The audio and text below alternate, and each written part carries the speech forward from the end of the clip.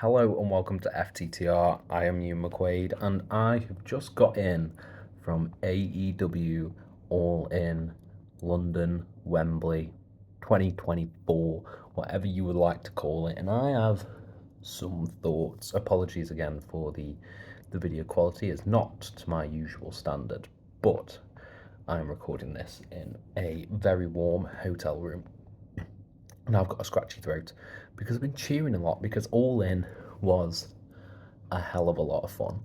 It was an absolute hoot, a blast, you might say.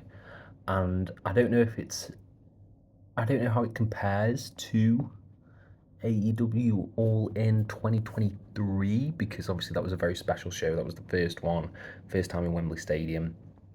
I think overall, in terms of match quality, I would say it was better, but in obviously nostalgia talking, I would probably say I enjoyed last year's more, but the highs of this show are near enough untouchable. From the Danielson Swerve match to the Casino Gauntlet to Osprey MJF to Storm Mariah May, there was so much on this show that was spectacular that I absolutely loved, and I'll dive into that into a little bit. This won't be a full play-by-play review like I usually do.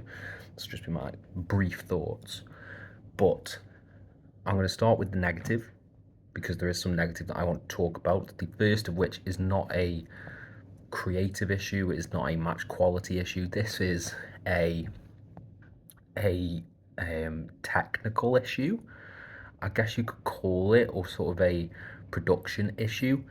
If you, like me, were there live and you were seated in a section 111 or 112 or 113, you would have had the strange issue of being able to see pretty much nothing due to there not being a screen on the side of the whatever you want to call the canopy. Yeah, the canopy. There was no screen for us to see, so I would say probably like 50% of the show was spent looking behind us because there was a big ass screen behind us, and that just took out of some of the enjoyment. It was a very weird choice because I'm pretty sure I've seen photos of the canopy with screens on the other sides, but there was no screen on this side. There was no screen. We could see the entrance way, but we couldn't see the match. They weren't projecting the match on like the Titantron or anything like that. And the screen that we could a little or should be able to see was completely cut off by the canopy. So a lot of the sort of more intricate details, I believe, were probably lost to fans sitting in that section. And that was a bit disappointing, a little bit frustrating as well. We all managed to get into the matches, but from pain, it's a little bit of an issue, a bit of an oversight. I don't know why there was a screen. I'm sure there was a screen there last year. It was weird, very weird. And the other two negatives that I want to touch on are two matches. Hook versus Jericho was a train wreck, in my opinion. Not fun. Everyone left, no heat or anything like that. I didn't really enjoy it. And then sadly, Mercedes Moné and Britt Baker, they had to follow the Casino Gauntlet and MJF Will Ospreay, which was a tough task to do. And I think they suffered because of that. They could not get the crowd invested whatsoever. We weren't even like counting the pins or anything like that. There was little heat to this. It was a standard okay match, but nothing amazing to like write home about. And those are the only negatives. I think the majority of the matches on the show were really, really good, and there was a lot of storylines that were capped off and finished. I loved the MJF Will Ospreay match. That was so good. Will hitting the Tiger Driver on MJF, Daniel Garcia coming down.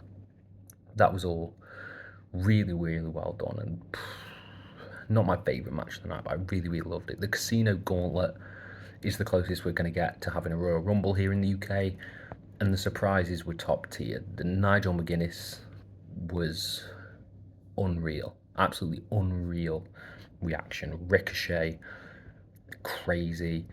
and Christian winning, Luchasaurus coming down. It was all just mental, absolutely mental, and I loved that. I thought Mariah May and Toni Storm was exceptionally well worked, really fun, just back and forth. Mariah May being like a heat magnet, and Mariah May winning, which I think was the right call. That was just sensational storytelling. Darby, Jack Perry, I thought was really, really funny. It didn't go as long as I thought it would, but getting Cry Me a River chants, the glass coming out, I thought that was just super, super funny. And yeah, I'll talk about the main event, not going into every match, but like Young Bucks, Acclaimed, and FTR I thought was really fun. The ladder match was really fun.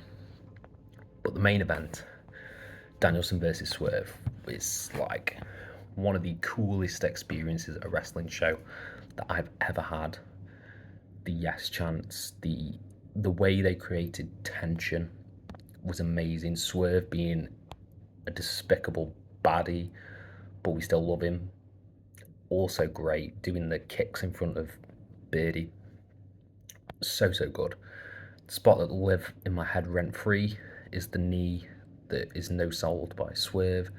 That was awesome as well. And Danielson winning. Yeah, it was fantastic. So those are my overall thoughts. I am going to watch this show back on ITV at some point just to get the full gist of everything that happened. I'll probably do that on like Tuesday or Wednesday.